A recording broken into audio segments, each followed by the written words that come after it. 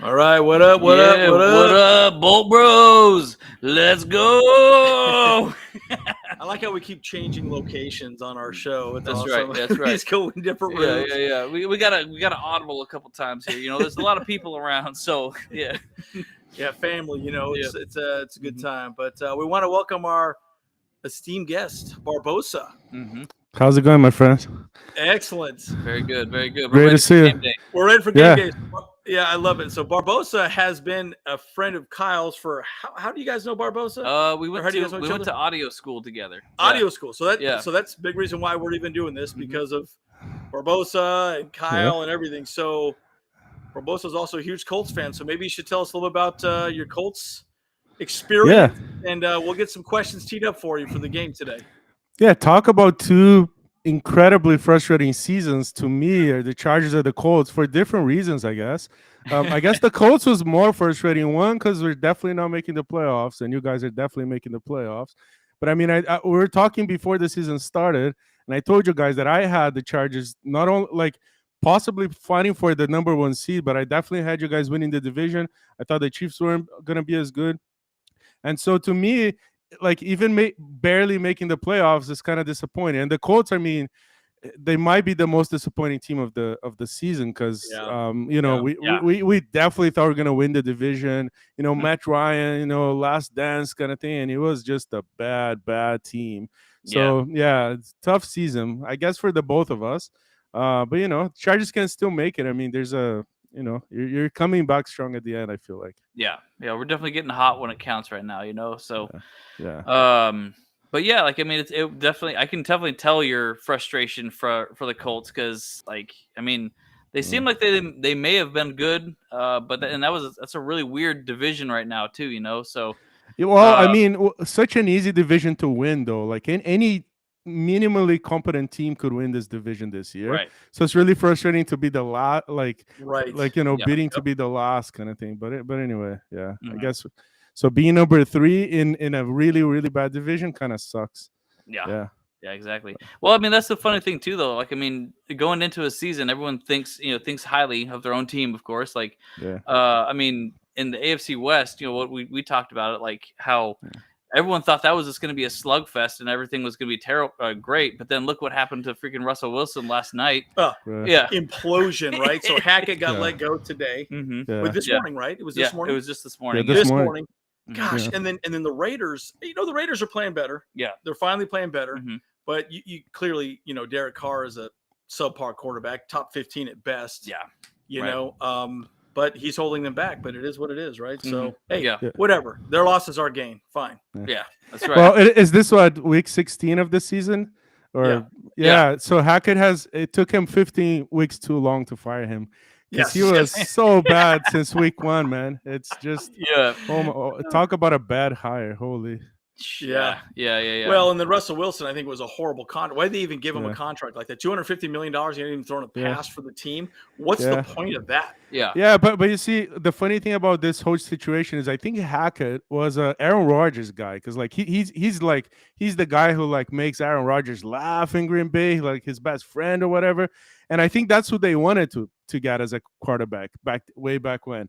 And so like hiring him as a quarterback was bait to bring Aaron Rodgers to Denver, I feel like.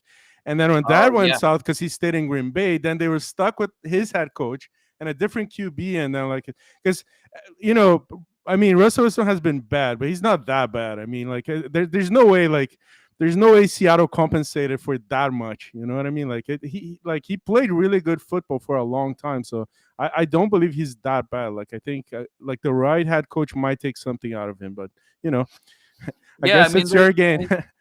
because I do think that Russell Wilson is a decent quarterback or whatever, but he may have just been, he's just, I don't know, for whatever reason he's just tanking the season, Yeah, Yep. yeah. and like I mean, obviously threw like 3 interceptions last night, like I mean, did they even get a passing touchdown last night? No, they didn't. No, so No. I don't know. No. I mean, it's just a complete implosion, right? Yeah. I mean, whatever. Fine. hmm We don't Yeah. like the Broncos. Yeah, Richie Richie, we love you, buddy. yeah. Uh, One of our buddies, Richard Richie, yeah, but he's the best Broncos fan we ever know, besides one of our cousins, Parker. Actually, I'm going to tell him he better hop on this thread right now. We're talking about him. Yeah, we're talking about him. We're talking trash. So Barbosa, why don't you tell us a little bit about your experience with the Colts? I know you're doing. I think Kyle was saying something about doing some talk about the Colts in Brazil and all kinds of things. Yeah, tell us a little bit about that. Yeah, so I became a Colts fan randomly because as a Brazilian you can kind of pick any team you want. There's no regional thing, but randomly as a kid, I someone gave me a Colts hat one, and that was it. Like that's my team, and it was my team for a little bit, and then they were so bad. Like they were as one of the worst teams in the league for the longest time, and I was about to give up on them. 1998, I was in New York City at the airport, and I was watching that Super Bowl, the second John Elway Super Bowl with the Broncos, and I'm like, man, I think I'm gonna switch teams or something, because like I was just like, that Broncos team was just amazing. But then that was the year the Colts drafted Peyton Manning, and so like it was like, all right, maybe I'll give him one more chance, and it was amazing to be a Colts fan throughout the Peyton Manning years. And also a huge disappointment. Talk about a disappointing franchise to root for, because you guys know the pain, right? Like we had really good teams, and then just watching the freaking and watching the freaking Patriots win every single year, and we're like, oh man, like we deserve better luck than this. But I mean, the Colts are still suffering from Andrew Luck's retirement, as incredible as that is, and it's been 5 years now almost.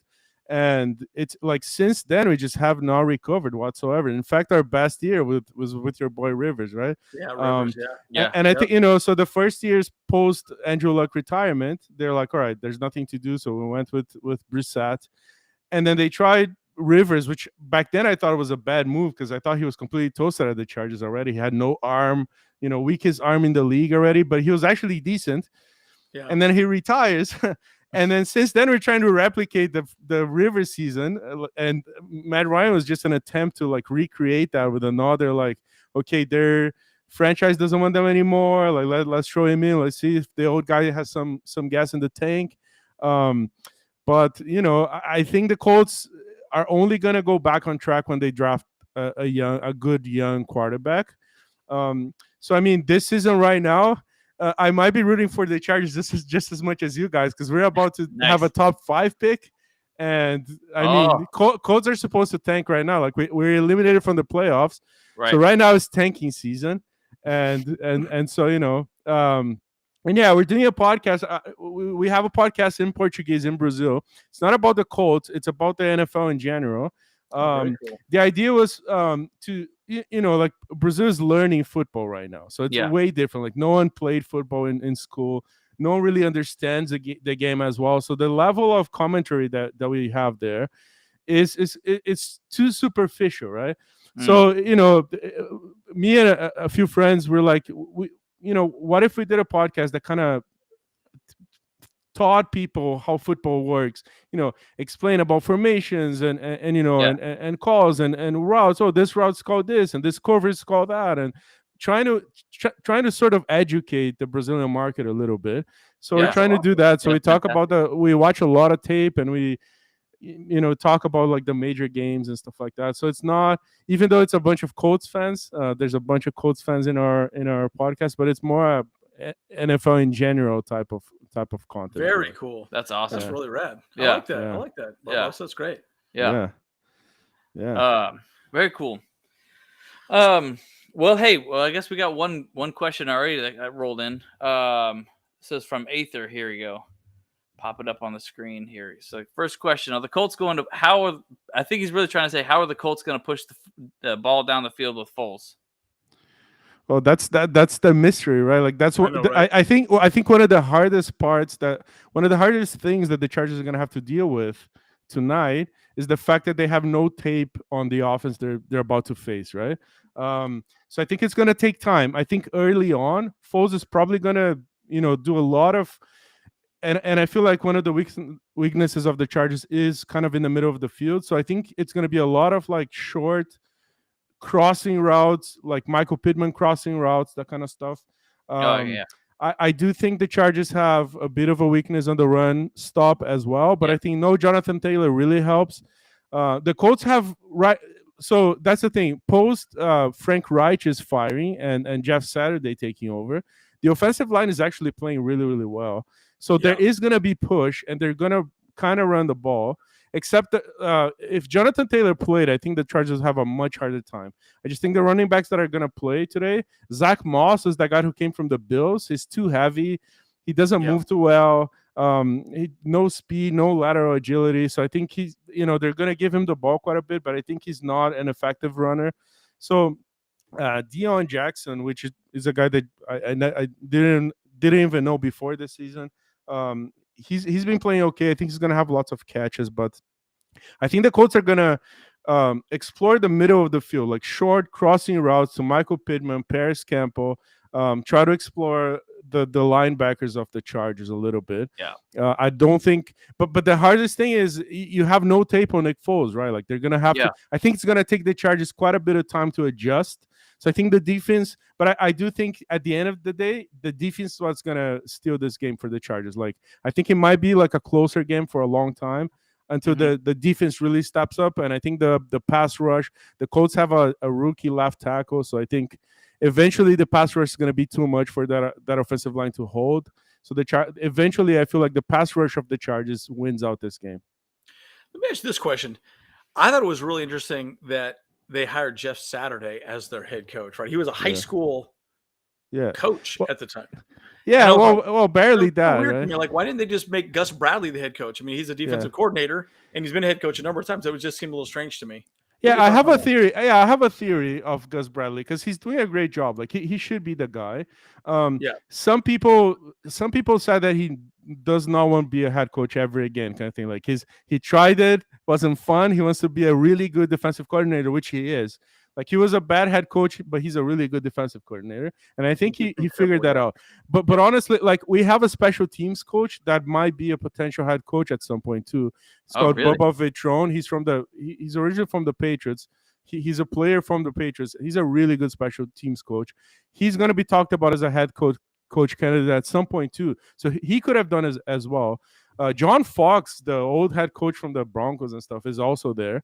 So like we had people who could have taken over.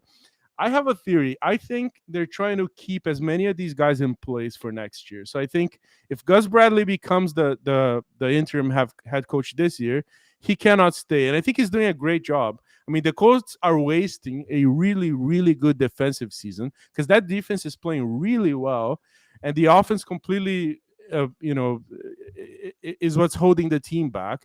And I think Bubba as well, like our special teams coach, he could have been the interim coach, but I think they're trying to keep him from next year. And I think if you become the interim coach, I don't think you'll go back. So I think they're kind of trying to keep the guys in place and just bring a head coach, but like keep the defensive staff and the special team staff in place. That's one of the theories. But I think also Jim Irsay, the owner, I think he wanted somebody he really trusted to kind of evaluate. I think so. Jeff Saturday had been helping the Colts. The owner would call him every week to ask, like, "Hey, what did you think of our last game?" He was evaluating the offensive line quite a bit. So I think Jim Irsay just called him when we lost to the Patriots, and the Colts. There's nothing we hate more than losing to the Patriots.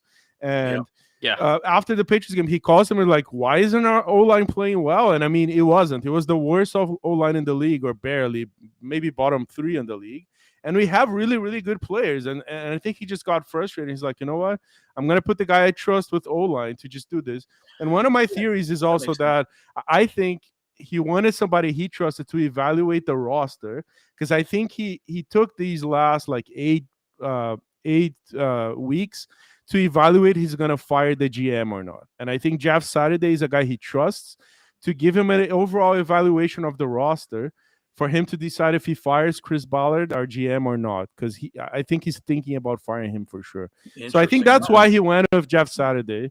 At the end of the day, it's interim coach is one of the worst jobs you can possibly have. So I don't think anybody really wanted that job. And I think, it was a weird move, but I don't think it's that, people said it was disrespectful or whatever. I don't think so. I think it's just, he just put somebody he trusted there. The fan base likes, of course. It's a former player that everybody loves, that kind of stuff, right? That makes sense. That's a really good answer. I didn't think of it that way. That's really cool. Yeah. Okay. Well, let's go. I know James had a question as well too. So let's go to some of the questions here. Yeah. I know the other Bolt bro that could not be on. He's having another Christmas. He has two other Christmases he's got to go to today. So lucky him. Okay, whatever. Whatever, James. Yeah, whatever, dude. Hey, you better share some of them gifts. Hey, and we are going to be all together. We're going to be at what's that place called again? God, I keep wanting to call it the Arlington. Arlington. No, it's not that. Yeah. Come on now. Yeah. So we are going to be watching the game live with Bull Pride 602. We are going to try to broadcast live as well, so we'll talk more about that at the end here as well too. But we'll all three be together, see if we can make it work. Again, going live is always an adventure. You never quite know how it's going to play out, right? Like just this exact moment. But anyways, we'll tell you more about it here later on. So yeah, all right. Yeah. So the question that James had is: do you think the Colts' offense was held back by Matt Ryan, or is it the system? Yeah, it was. It definitely was. I really thought Matt Ryan had more left in the tank that Rivers had when he first came. So I was like, oh, if it worked out with Rivers, it's gonna work out with Matt Ryan. I think he had no gas left. I think he's so slow. So when I watch a young, legitimate quarterback, whoever that is, if it's Herbert or Tua or whoever, Mahomes, like those guys. Like Matt Ryan's not the same creature. Like he moves so slowly compared to these athletic new guys, Joe Burrow, you name them, right? I don't think you can survive in the NFL with a quarterback that cannot move. Like he's a statue there. Like even Brady is struggling, right? Like Brady still apparently kind of plays a little bit, still struggling. He moves a little better. But Matt Ryan will not let the ball go. It's unbelievable. Like, if a guy's covered, he's kind of covered, he's free, right? Like, and Matt Ryan will not, like, he wants to see somebody completely wide open in order to, let go of the ball, and he won't do it. So like sometimes it's just maddening to watch. Like he has the play, then he doesn't do it, and then like there's not, like, if you get one shot of making a play in the NFL, any given play, you're like, you do it, you try it, because like you're not gonna have a second one, right? And he tries to extend the play, but like that's not his thing. He's not a Russell Wilson kind of guy where he'll just run around or whatever. So like eventually, just the pass rush would get to him. Like he wouldn't make the one play that kind of develops, and then he would like wait for something better. That something better never showed up. The offensive line would not hold the pass rush, and then he was gone.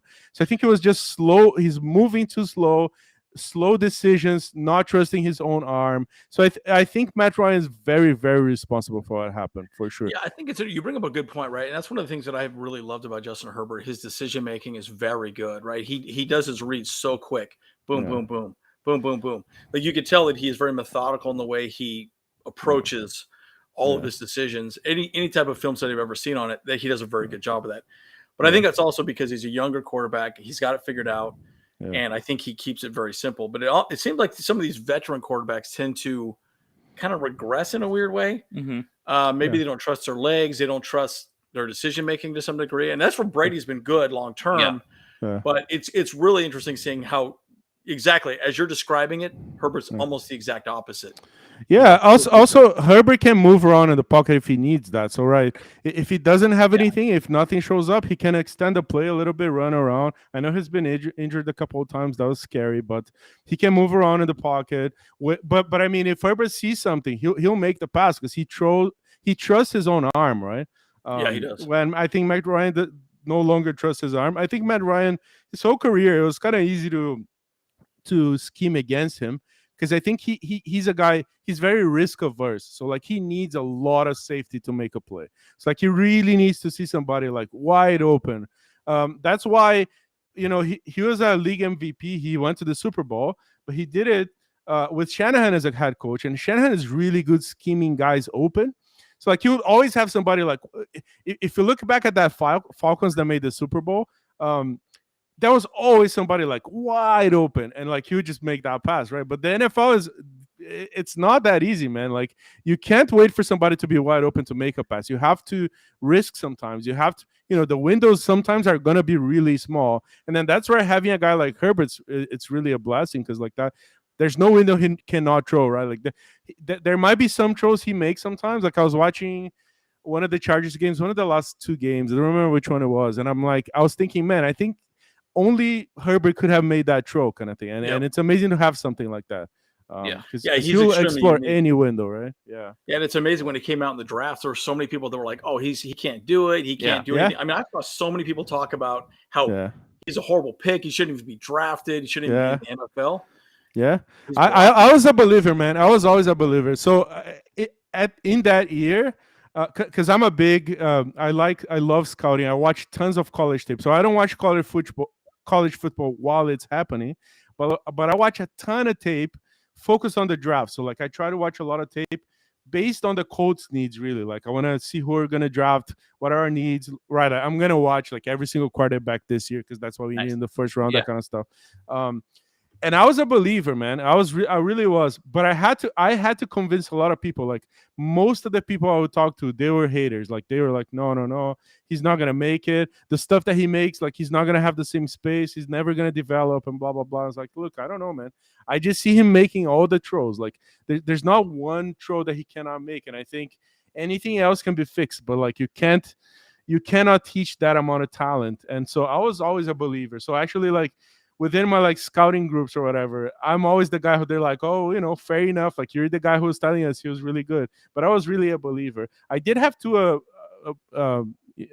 before him in my big board. I thought you could just see him more, but I had him like I had him like second overall or something like that on my big board. I really thought he was a franchise quarterback. And I mean, he might have been even better than I thought, to be honest. Like I just love watching him play. I think he's so talented. Yeah. It's so fun to watch. One of the things that I'm excited to see on this matchup as well too is that the Chargers right now are leading the league in pass breakups these past two games. Right. Yeah. And so I'm because Nick Foles obviously is going to come in rusty. Yeah. So I'm very curious to see how our safety play is. And one of the things that, Kyle and James, we were just talking about recently, especially over Christmas, is that the players are getting together. The whole defense got together and said, hey, we need to improve. And the players came together. And ever since they had those meetings, I think it was right after the Raiders game. Yeah. They have just improved like crazy. I think they finally sat down and they're holding people accountable to improving and getting better across the board. And the Chargers have gotten much better. So I'm very curious to see how we play against a Nick Foles who's been sitting for a long time. Yeah. I think he'll probably have a tough go at it, but it'll be good for us to see fresh eyes. And you're right, a quarterback we haven't seen in a while. Yeah. And how is he going to play? How is he going to perform in this system? You have to figure out the Chargers are going to have to slowly figure out, okay, this is what the Colts are doing, and this is how we counter that. You always have that when you have no tape whatsoever while you're about to play against. I do think you just have to be aggressive. The defense has to be aggressive early on. Blitz if you have to. Don't blitz if you don't have to, but like if you have to blitz, just be aggressive. Like go after him because he's not very mobile either. That's true. He's not young Nick Foles anymore. He's also like at the latest stage of his career. So just I think the right side of the Chargers defense, that's the path. Like there's a lot of that's where you have to pressure.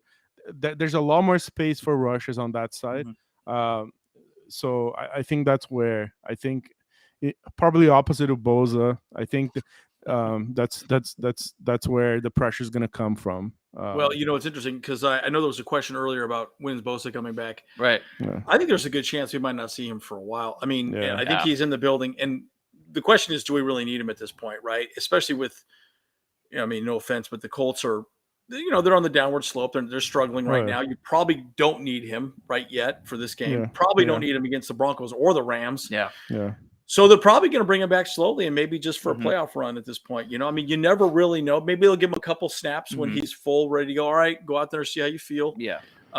So I think they're going to bring him back slowly. But again, we're going to have Derwin James for this game. Yeah.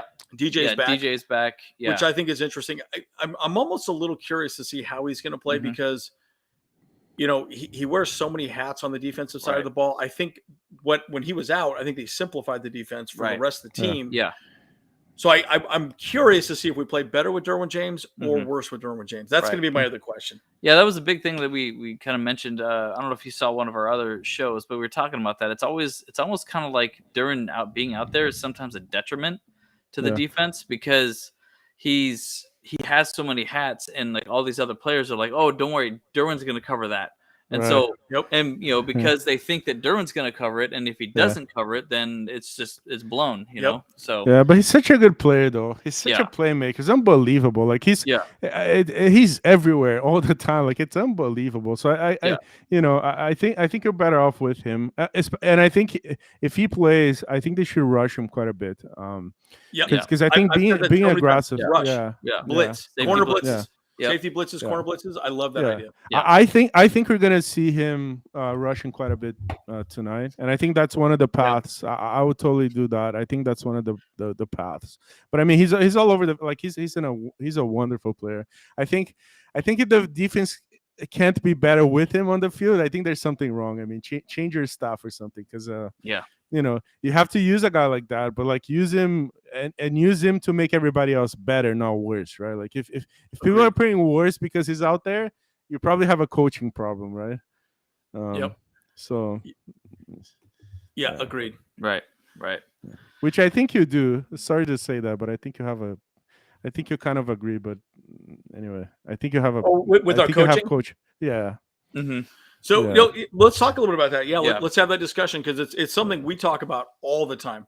Yeah. So you're a Colts fan, and you study the game. Yeah. What's your general thoughts as an outsider on our coaching staff across the board? I think there's a huge coaching problem. I don't think you can make it with this stuff. I think you can't use making the playoffs as an excuse to keep this stuff, because I think, yes, the injuries are a big deal. And I mean, you might be the unluckiest franchise in the whole league injury-wise. It's unbelievable. Year after year, it's the same. The Chargers cannot stay healthy. And I mean, offensive line and your key defensive players, the wide receivers went down this year. It was unbelievable. But I do think there's a coaching problem for sure. And I think it starts with the head coach. I think mostly it's him.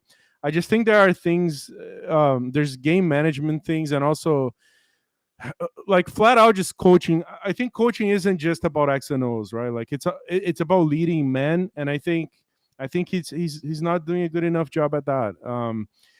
And I think, like, I see sometimes I watch I've watched most Charger games, like at least I watched it beforehand, like just the tape, and like to see what's going on.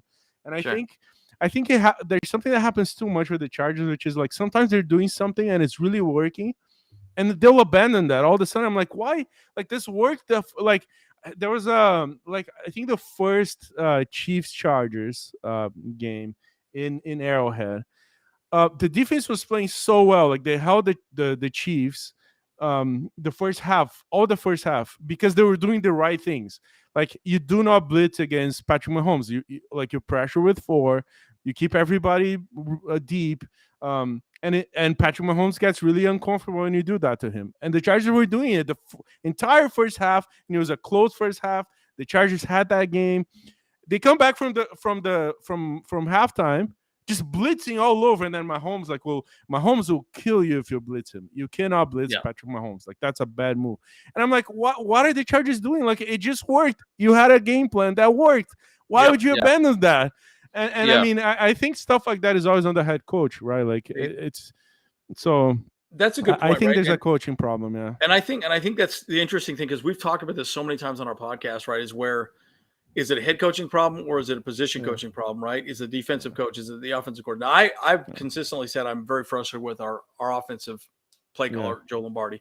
Yeah. Joe Lombardi is way too vanilla. He holds back Herbert way too much. Yep. Yeah.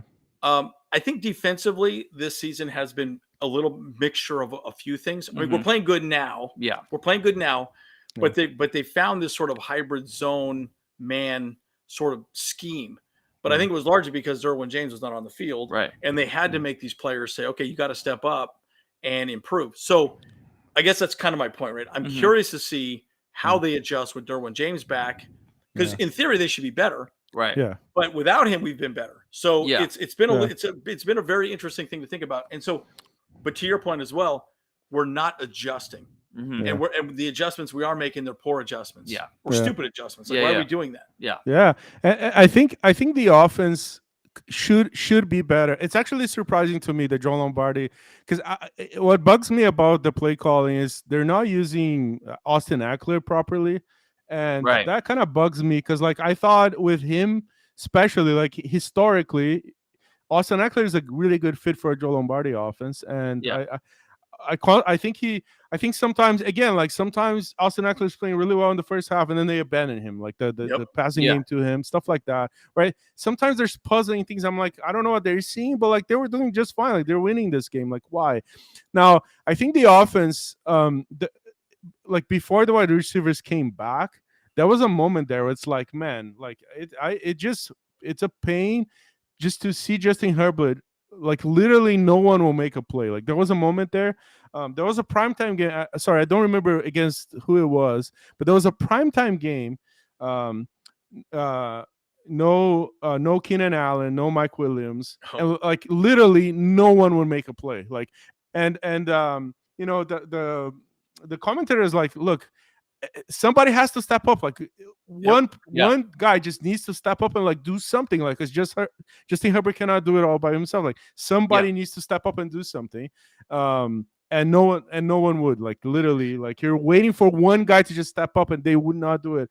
And it was just really frustrating. So now I think with the wide receivers back, like it's kind of, it makes a difference, right? Like I don't know if Keenan Allen still has a few years left, or if you guys have to draft another wide receiver early next year.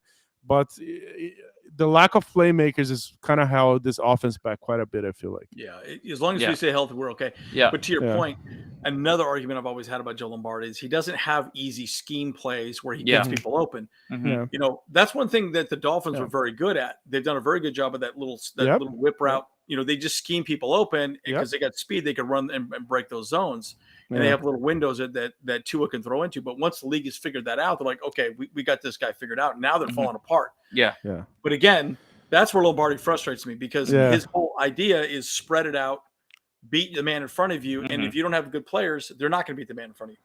And it's all just about checkdowns, you know? Checkdowns, you know, just checking all the people. Like his offensive scheme is basically there's no like wide receiver one, essentially. You know, like he spreads the ball. I think none of our receivers are over 1,000 yards at all. So and man, it kind of Herbert right now kind of reminds me of Peyton Manning back in the day. And I mean, Peyton did have really good wide receivers, but like it's the quarterback compensating for all your problems, and it's frustrating because like the quarterback is so good that he compensates for that, and he keeps people's jobs, right? Like it seems that you're good enough so you don't fire people because he's like he's making something happen out of thin air, and I think that's complicated because like that's a really good point. Like you see the Dolphins, like the difference that it makes when like a really clever guy just shows up in the building and like just scheme stuff open, right? Like just help your quarterback, right? Like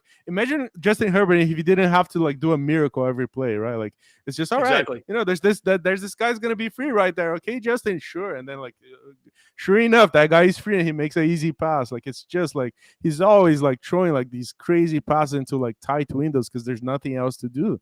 And I feel like that's what I mean. Like, I feel like going to the playoffs should not be a reason to keep people in the building. Because I think your head coach, everybody kind of was like, because I think like this year, I think it was kind of bad. But like last year, everybody just rushed into kind of falling in love with this guy. It's like, oh, he's an analytics guy. And you know, like everybody loves that. And he's aggressive. He goes in fourth downs. And, you know, he gave some interviews about like social justice stuff where he said the right things, and everybody was like, yeah, that's a guy I want in my organization, blah, blah, blah. And we kind of forgot to assess and if this guy can actually coach. And, you know, so we kind of like the guy. And I'm like, yeah, I like the guy too, but I don't know if I like the coaching. You know, can he actually coach? And honestly, like this season to me, he kind of showed he might not be like a legit coach. And I do think, honestly, I think your general manager did a fantastic job. Like, I think he's a really good GM. Tom Telesco he's a Colts guy. He almost stayed in the Colts, right? Like he when he went to the Chargers, they interviewed him to stay and like take over as the Colts GM, and then he went to the Chargers. I think he's really smart. I think he did something this offseason. You know, I was saying in our podcast, I was like, I think Tom Telesco watched that playoff game against the not the playoff game, the Chargers Raiders game last year. And I think he just evaluated all the holes that he had. Like, all right, what are we bad at, and how do we cover that? And I think he did his job, right? Like, there was it was too easy to hold Bosa because like you put all your effort into Bosa, so he went for an opposite edge rusher, like to compensate for that. Cornerback was kind of bad. He got you the most coveted cornerback that wasn't free. Like he did a really good job at filling the spots that he kind of needed. So I think you guys had a roster that, in theory, could have gone to the Super Bowl. Yeah. Well, so it's interesting you say that though, but I mean the reality is that like Tom Telesco would never have done that unless Brandon Staley told him to do that right. though. So because Tom Telesco is known as the discount king. Because I mean, obviously we didn't do anything for the trade deadline, and and he doesn't really make these types of moves because I honestly feel like he does not analyze players well enough. Because we look at the history of our drafts, our first round picks have been good, but everything after that, we have no pro ballers. Well, except Tillery, speed bump. Well, yeah. That was definitely a bump. Yeah. I think it's. Yeah, I think that's not going to change because I think the people that taught Telesco everything he knows kind of like they had the same problems, right? He was in the Colts in the whole like Peyton Manning era and stuff, like he grew in the organization, and I think again, like that's why second time I say that, but like the Chargers now remind me of that team, and that's what the thing with that team as well. Like the Colts would hit on the early on, and then they would not like do a good job at evaluating depth. And so I think that's not going to change. I do think he's I don't know. I think he put together a good enough roster, though. I think I'm a fan. I'm a fan of Telesco. Yeah. A lot of people really hate him. Yeah, I actually am a fan. I think he's been fine, but I think he's a bit of a yes man. I would say this. I think he's a bit of a yes man. He does what he's told. Kyle doesn't like him, obviously. Nope. but again, it's interesting seeing the difference of opinions on it, right? And see, to me, I've always said that I think head coaching is more important than the GM. You bring in anybody. I mean, look at Bill Belichick. Yeah. He could bring in hot garbage and turn him into a superstar, right? But he's also a GM and a coach. Well, that is true. So. But that's kind of my point, right? Like he does a good enough job seeing the abilities, right? And I think, but I would say this though: Brandon Staley and Telesco are a good combination because they're working in tandem together, which I think is a good thing. Yeah, but you could look at it both ways, right? Yeah, and say, well, he picks crappy players. Yeah, it's tough too because like if you fire Staley and then you keep Telesco, like it's like if you don't trust your GM, are you really give your GM the another shot at finding another head coach? Because like honestly, Brandon Staley is an upgrade to what you had before, right? Like coaching was awful before him. Like it's just like it was about the worst coach team in the league. So like if the Chargers come to the realization that you know what, Staley isn't good either, then Telesco hired two bad coaches, like, and you're gonna really let him like hire your next one kind of thing, right? Yeah, that's a good point. Do you guys think he's gonna stay or Staley or? Yeah, I think. Is there a chance he gets fired? Is there a chance he gets fired? Do you think? I don't think so. I think these last two games solidified his coaching. I think he might even get an extension because if you saw the way that he managed the clock in the last game, when he kept calling timeouts as the Titans scored, we got the ball back, kicked a field goal, won the game. That to me was 100% coaching. That was very good game plan scheming as a staff. Now, one thing I will say on our staff too, and then Aether specifically loves Brandon Staley, so we got to get to his question after this. But specifically, Brandon Staley has a very young coaching staff. A lot of the coaching position coaches are first-time position coaches. I mean, even Lombardi. Well, I guess Lombardi was an offensive coordinator a while he was a quarterback coach. But he was also the offensive Saints. Coordinator for the Lions. Yeah, and on the Saints as well too. So he runs the state office. But the thing is, they're still learning how to be coaches as well too. So I guess in that regard, they're still figuring things out. Yeah. So I do like the fact that they're learning. What sucks though is we're learning as they're going and they're making mistakes as they're going, and that's kind of tough. And that's where like the Nathaniel Hackett conversation becomes so interesting. If he had another season, who knows what he could have done? You know. So, but I personally think Brandon Staley's going nowhere. I think everyone's happy with him.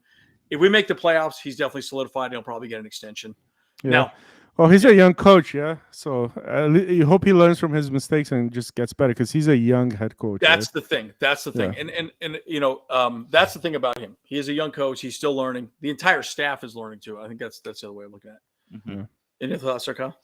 Yeah, no, I think we're pretty good to move on. I feel like. Okay. Yeah. So let's go to eighth or second question. And guys, throw your questions out here as much as you can. So if you have any questions you want for Barbosa or ourselves for this game, again, we're going to try and go live. We'll give you some more information at the very end about where we're going to be, what we're going to be with the I always forget the name. 602. Gosh, why am I saying these names? Ainsworth. Ainsworth. We're going to be at the Ainsworth today watching the game, Monday Night Football. So we're going to try and broadcast live if it works for us. So yeah. All right, Thiago Barbosa, give us this answer to this question. Yeah. So second question: are the Colts willing to get into a high-scoring game with us? I don't think so. I think they want to. I think Jeff Saturday, since he came in, all he wants to do is just keep the ball as much as he can, run the ball, like that whole control the clock kind of thing. Also, if you see like the last game, I mean, losing to the Vikings, worst loss in the history of the league or whatever, worst comeback. But they lost by 3. They kept it. Even the Eagles, like they played the Eagles, not as Eagles hurt Eagles, like full squad Eagles, and they played them like really close to the vest, and that was a close game. They've been playing close games all the time. I think if it's a shootout, the Chargers win. So I don't think they can do that. I don't know. This Colts team is weird. Like all my Colts friends think we're tanking on purpose. Like, oh, how do you score 33 points and then you give that up? You have to be tanking on purpose. I don't believe tanking actually exists, but I think there's some psychological thing going on where they'll just like they don't have enough confidence or whatever. If it becomes a shootout, then the Chargers are in a good place because like it kind of became a shootout with the Cowboys and like it was just a beating, like a complete beating. So I think the Colts really try to keep this game close, like run the ball, use as much of the clock as they possibly can, and then honestly, be ready for a tough game for your office because the Colts defense is really good. Like for as bad as the Colts have been this year, the defense is playing really, really well. Like it's a really tough secondary to play against. The cornerbacks, are really good at you have no space whatsoever to develop your routes. So it is going to be a really tough pass rush is really good. The middle of the defensive line, Buckner and those guys, it's going to be a tough game for the Chargers offense. So at the end of the day, I think this is a close game. I do think at the end of the day, the Chargers defense is where it's at. Like that's who has to steal this game at the end. So I don't think it's a shootout at all. Like I would be surprised if that's the case. Yeah, it'll be interesting to see what happens with that. I mean, I personally, I would love to see a blowout. I think because here's the reason why. I personally I can't think of a single game this entire season that the Chargers have just dominated the game from the beginning to the end. Not one. Yeah. Not one. And that has been frustrating for me as a fan, especially what we expected this team to be this offseason. So I would love to just see a donkey punch, like a straight out donkey punch. Just beginning to end. Yeah. But that probably won't happen in the NFL. Yeah. I think it doesn't happen on this game particularly because I do think the Chargers are going to struggle in the trenches, both sides of the ball. I think the O-line of the Colts is going to hold their ground for as long as they possibly can. And I think the D-line of the Colts, it's going to give a lot of trouble. So, like, I think when you lose the trenches, and I think the Chargers are going to lose in the trenches for a bit, I don't think you can dominate if you don't do that in the NFL. As good as Herbert can be, I think the secondary of the Colts is really good. It's one of the best secondaries he's going to face this year. So I think it's going to be closer than we think. I haven't even checked the spread and what Vegas thinks of this. They tend to be smarter than I am. Whatever they have, it's just that. But it's crazy how I read it. I think James and I were talking about this. We're talking about how crazy conspiracy theorists in me, right? Is like, okay, is Vegas controlling football? Because these numbers are like it's insane. Yeah, perfect. Yeah, it's every freaking game is almost exactly accurate. And I'm like, Wow, that's nuts. It's crazy to see. And by the way, Rich, what was the drink of choice last night after that game, buddy? What was the drink of choice? I know you said you drank yourself to oblivion. You said Wilson was playing. I was drinking. I was drinking. I want to know what that was. Yeah. I'm thinking some old pappy or some old granddad or something like that. Some whiskey. That's what I'm thinking. Yeah. Okay, so this is great. Will the Colts grow up and in this game and become Broncos? Yeah. I don't know. What do you think? What do you think? I mean, so in theory for the Colts, if we lose, it's better. We're fighting for a draft spot right now. So like, I don't know. Let's let our quarterback cook as well as Russell Wilson has been cooking. Let's see what happens there. If he cooks as well as Russell Wilson, we'll be happy. I think honestly, like if the Chargers win, they clinch the playoffs. No. Yeah. Yes, correct. Yeah. If we win, we're definitely in. We have a player. Yeah. So if the Colts lose, they clinch. Not they clinch, but like they get a top 5 pick for the first time this year. Like they land the top 5 in next year's draft. I think it's kind of a good scenario for both teams if the Chargers win. So I don't know. I think you'll see something kind of nasty like that. I think the Colts. Yeah. So who knows? Shoot. Yeah, I mean, Zach has a pretty good question right there. If you want to look at that one, or which one? Oh, it's here. We'll tee it up here. Yeah, we'll tee it up here. Oh shoot, where'd it go? Yeah, I mean, look, I think bottom line, what most Charger fans just want to see is a blowout. But we'll see what happens, right? But you're right. The Indy defense is really solid, and again, I think that's partially why I was a little shocked that our boy didn't become the head coach. So very interesting. Yeah. This is an interesting one. Like, is anyone else worried that we might be seeing the most boring third quarter in Monday Night Football history with these two teams? Yeah. I think it's never boring with Justin Herbert, man. I think I'll watch any game he ever plays. Like that's just fun. Like just watching him do his thing, it's funny enough for me. It's never boring. I think it's boring when like both quarterbacks just suck. I think Nick Foles might suck. I think Nick Foles might make this kind of fun, to be honest. Like I think he just might. I think he just might be good enough to make this fun for us. Yeah. You bring up a good point because he's been sitting on the bench for such a long time. And there's been a lot of comments talking about that specifically, like, hey, you never know, right? Yeah, he stepped in, he won a Super Bowl, right? And he did it coming off the bench that season, right? So you got to wonder how it's going to play out, right? So I think you're right. I think he's going to be ready to play. He's going to be ready to ball out. So we'll see what he does. But you bring up a great point. Herbert, and it's so funny. Everyone goes, man, I love Herbert, but dang, I hate your head coach.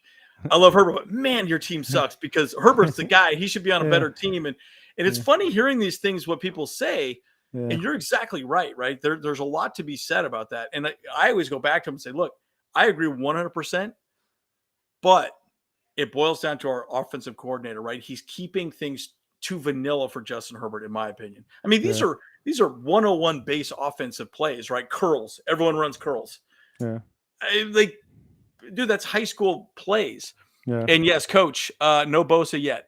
Bosa is not in a lot of people, this game. Someone has asked that one. Yeah. Yep. Yeah, Bosa's not in yet, guys. And so, again, I think Bosa will probably be here. Man, I don't even know if he'll be here. I mean, it depends. If we lock a playoff position today, I think just rest him for the playoffs. Yeah. That's exactly right. They may just rest him till the playoffs. That's the best case scenario, right? That's the best case scenario. I would like to see him get some reps in, though. That's the biggest thing, though. But I mean, like if the Chargers lose tonight, that's the worst case scenario because now you put pressure on him to play next week, and like you kind of have to win the next. So like best case scenario is he doesn't play today, and you still win, and you clinch the playoffs, and then you rest the guy, and then he comes fresh. Because what you don't want is for him to rush back and then kind of re-injure something. And I was even thinking Derwin James wasn't going to come in. I wouldn't be surprised if Derwin James was on a snap count. I wouldn't be surprised if he was out there just for very specific plays and formations, because to me, they played so good without him. What's the point of switching him up? And don't get him injured for a playoff run. Again, we're finally getting people back. Right. We're finally getting healthy, right? So it's kind of like, what's the point, right? What's the point? And I think Derwin James is important though, because I think like and actually, like, I have a question for you guys, like, because Jerry Tillery, when you guys released him, I was kind of, and I know he just messed up a Raiders game for them, but I was kind of shocked because I kind of liked him. I thought he was finally playing kind of okay this year after like being disappointing since the draft. This was a guy I loved coming out of college. I thought his tape was so good. The middle of the Chargers defense is where there's a lot of problem there. And I think that's where the Colts are going to try to explore. Just run right at the middle, like right through the middle. And I think Derwin James really helps with that. If he plays, it's a heck of a lot harder to run the ball against him. Like if he plays closer to the box, I just think it's harder to run against because he's really good at run support as well. Agreed. So that's why I think, I mean, if he doesn't play, because I'll tell you, like, as bad as the people think the Colts are this year, it's not that bad of a team. Like, it really tries to dominate the trenches. It really tried. The offensive line is playing really well. There's quite a bit of push. So I think the Colts are actually going to run the ball kind of effectively against the Chargers. So it's not that easy of a game. Like, there are scenarios where the Chargers really struggle in this. So big time. Yeah. So at the end of the day, like it's better that he plays, especially if Bosa's not going to play. I think it's good that he's playing because he helps quite a bit. And I mean, Bosa's so good at the run support. That's the thing. Right. Like you have a problem in the middle of your defense, D line and linebackers and stuff like that. But Bosa is such a good run defense as well. He's such a good run defender. So when he doesn't play, you lose a lot in that sense as well. Yeah, I think it will be interesting to see how we play the Colts this week, right? I think we'll definitely. I think DJ is going to be on snap count. I don't know. What do you think? Do you think DJ will be on snap count? Yeah, I definitely think he's going to be on something like that. He's going to be on like a limited package. I feel like maybe like 2 downs. Maybe like 3rd and 4th if anything. So yeah, like we're not going to be like using him and like strictly, I feel like a lot. Yeah, because he's such a vocal leader anyways. Even if he was on the sideline, getting rested up, having a conversation. Hey, look, we're having an opportunity to play get into the playoffs. We want everyone to be as healthy as possible going into the playoffs. Yeah. And again, I think the whole Bosa conversation is interesting. It's so funny. Every single press conference with Brandon Staley, when's Bosa coming back? When's Bosa coming back? And then he goes, we'll let you know once he's coming back. We'll let you know when he's coming back. Yeah. I think they're taking time bringing him back. Period. Oh, they're just not going to. They're not going to worry about rushing him back because it's a groin injury, right? Groin injuries are very difficult to heal up, and the fact that he's even coming back. Yeah, they are. Right. Yeah. Like, I didn't think he's going to come back at all. Yeah. If he doesn't play or if he plays on a snap count, like you're gonna see the Colts exploring the middle of the field like nonstop. Just be ready for that. Like Michael Pittman running a crossing route, Paris Campbell crossing route. There's a rookie tight end called Jelani Woods. He's a freak. He's huge. Like the guy's a freak and he makes other football players look small around him, kind of thing, right? Like that guy is huge. He's like a kind of a I don't know, like super tall, like kind of basketball player kind of guy. I think he's gonna be. I think he's a bad match. Like I think he matches poor. Like Chargers are gonna have a hard time figuring that out. It's so big, like in the middle of the defense. So the Colts are gonna explore the middle. Jelani Woods is his name. Jelani Woods. Okay. Just watch for him. Like I think the Colts are gonna explore quite a bit of that. Because I think just the linebackers, especially if Derwin James plays, he's a really physical guy. If he doesn't play, I think Jelani is just too physical, like too tall. They're going to explore that in the middle of the field. Michael Pittman running crossing routes. Paris Campbell running crossing routes. Like a lot in the middle of the field. They're going to try to run the ball as much as they possibly can. I don't know if they get to be effective without Jonathan Taylor, but I think they're really going to try. Well, and they have to, right? At the end of the day, you're right. You're having this conversation. They're exploring the entire roster, right? What makes sense with the roster? You talk about the whole Jeff Saturday hire, the whole situation. Yeah. You bring up a great point because then at the end of the day, you're saying, okay, fine. Who should we keep? Who should we let go? And we all know that these rosters flip over at the end of every season. Every season, it's a new team. That's why it's so interesting to win every year because every team is completely different. They have a completely different makeup. And Yeah. Who's staying? Who's going? Right. Yeah, and I think the Chargers are going to have a hard time because now the more I think about this game, like the stuff that Chargers do well, the Colts defend really well. You know what I mean? So they're going to struggle. I think Austin Eckler catching passes, that's kind of tough because our linebackers are really fast. The Colts haven't had Darius Leonard, who I guess he changed his name to Shaquille Leonard now. Haven't played one game this year at all. Yeah, like yeah. Really? But yeah, like he was supposed to come back, then he didn't, and then went to IR. He hasn't played this year. He's kind of our best defensive player, or maybe not. So our line, but still, like even without him, our linebackers are really fast. So like throwing passes to Austin Eckler, they're gonna probably struggle to do that a little bit. The cornerbacks do a really good job. So it's matchup wise, it's not as good for the Chargers. I think it comes down to at the end of the coach. I think the Colts are going to try to be pretty conservative. So like I think the Chargers just have to be aggressive like the whole game. Like just be aggressive and let your talent just win out. I think that's the key for the Chargers. This is an interesting comment here. Amen, brother. Yeah. Nick Foles has had a head coach in his second season year as a head coach named Doug Peterson, current head coach of the Jags, the defensive genius, Doug Peterson. Yeah, I mean, look, at the end of the day, he's done it, right? That's the thing about Nick Foles too, specifically. I think Nick Foles will, he'll ball out. Ball out. He'll do some good things. Yeah, and he always shines in big spots. That's the thing in his whole career. So the fact that it's a primetime game, I think it's bad for the Chargers because like he really Nick Foles steps up in big occasions, and primetime is kind of that. I don't know. There's a chance. Honestly, like if it was Matt Ryan, you'd be in better shape because that would be like a certain, like almost guaranteed, like just like too conservative. Like who knows if Nick Foles still has an arm in him, but if he does, he might be a little more aggressive than Matt Ryan ever would. That's for sure. So maybe he has it in him. I don't know. He always steps up in big spots, man. I'm not gonna say his nickname because I don't know if there's kids watching.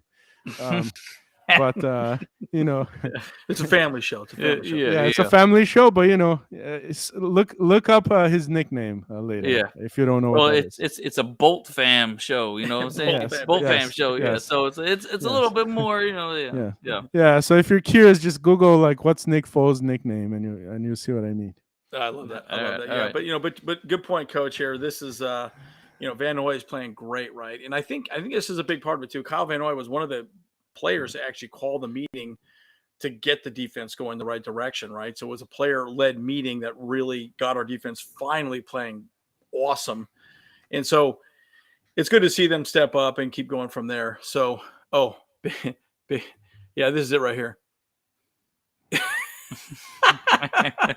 That's right. Yeah. Or is there a typo in there? Is that? That's a typo. That's a typo. I think there's a typo in there. I like that. That's amazing. It's amazing. Yeah.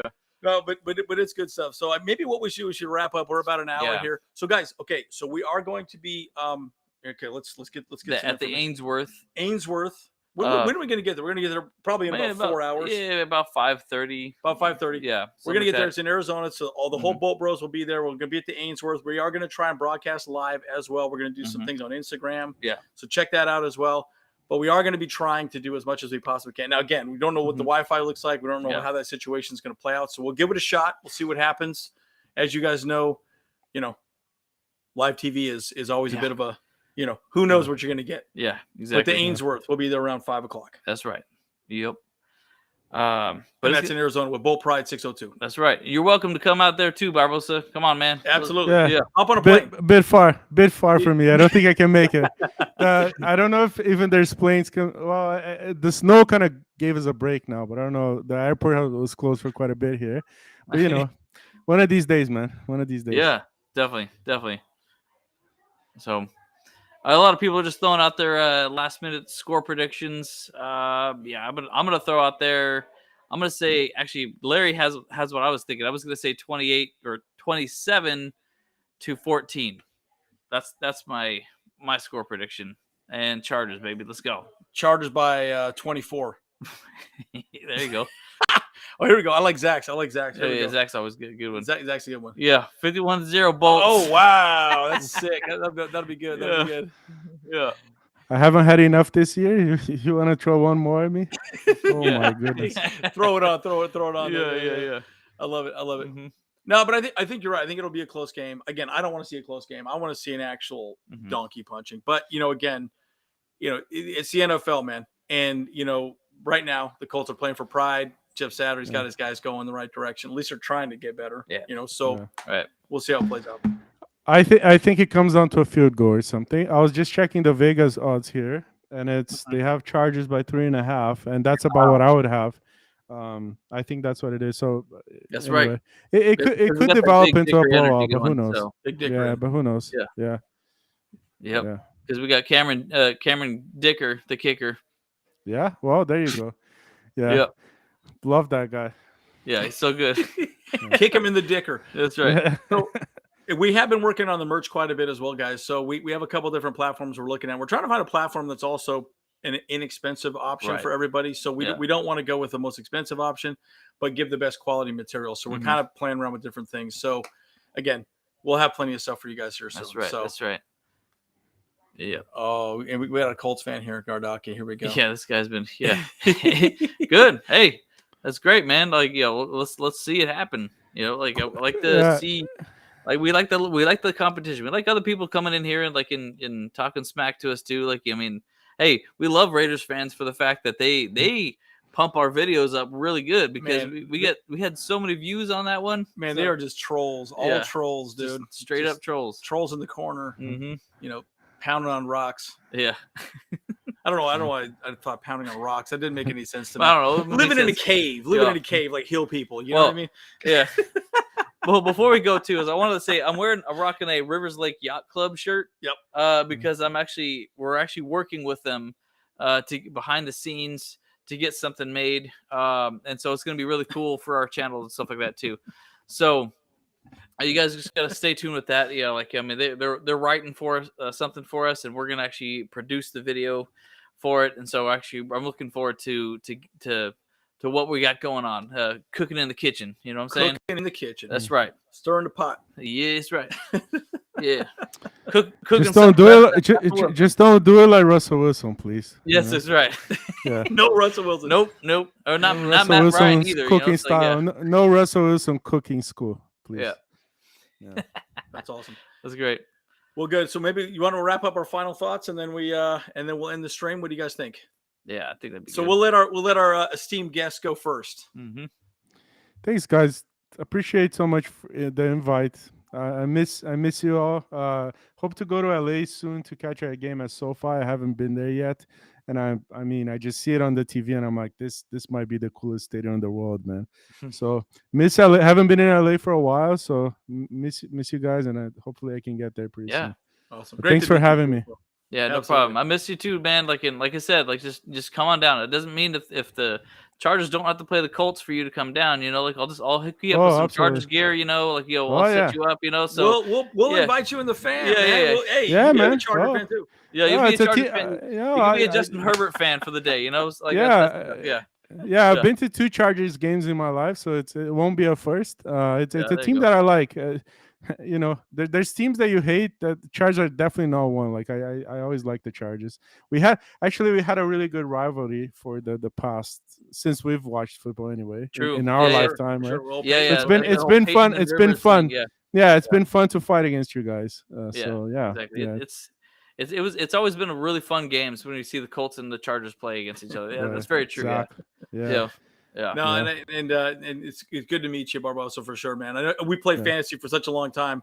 Never actually seen you, never met you, so it's great. And this is why we do this, guys, right? At the end of the day. Yeah, I met James. One time. I didn't have the chance to meet you, but we'll do that right, soon. I brought James to like one of our events for the audio school. Yeah, I met James one time, but Kyle and I, we used to see each other every day. We lived like 3 blocks away from each other. Something. Yeah, that's right. That's so right, man. That's so right. Yeah. So we'll fix that. We'll meet at a game soon enough. I like that idea. I like that. That'd be tough. How about the Super Bowl when the Chargers are in the Super Bowl? That would be amazing. Yeah, count me in. If you can get me tickets, I'm there, man. Oh my gosh, that'd be so amazing. That'd be awesome. Oh my gosh, it's gonna be incredible. Yeah. Chargers Super Bowl, Chargers Niners Super Bowl rematch. Yeah, I'm excited. That would be so sick, dude. I would pay. I'd pay whatever it costs to get into that stadium. I'm gonna sell both my kidneys for that. Yeah, game. both kidneys. Both kidneys. Yeah. And then I'm gonna get a tramp stamp tattoo when the Chargers win a Super Bowl. And the back and the front. No. Yeah. Oh no! The bolt. Oh no! Oh boy! Oh boy! All right. I'm not looking forward to see that, but that's okay. Yeah. You gotta do it now. You said so. I know. There you go. Yeah. You said that publicly now. Yeah. I have said it publicly. Yeah. Cool. Well, good guys, man. I appreciate it. Well, guys, again, we are going to try and go live. Okay, we'll see what happens. Hopefully, it works. Yeah. But it'll be fun because I think if we have Bull Pride 602 there, other people could come on. They can hop on. We'll have a setup just ready for them. Yeah. And they could just hop on, have their thoughts, and communicate with you guys, the other fans that are not able to be at the Ainsworth today with us. So, anyway, it should be a good time. Hopefully, it works out for us. So, wish us luck. Yep. Cross your fingers. We're going to get that dub. We're going to get that dub. That's right. Boom. You got to take it home. Take it home. Yeah. All right, guys. Thank you so much. And appreciate you joining on. And we'll guys see you in the next one. Deuces. Let's go.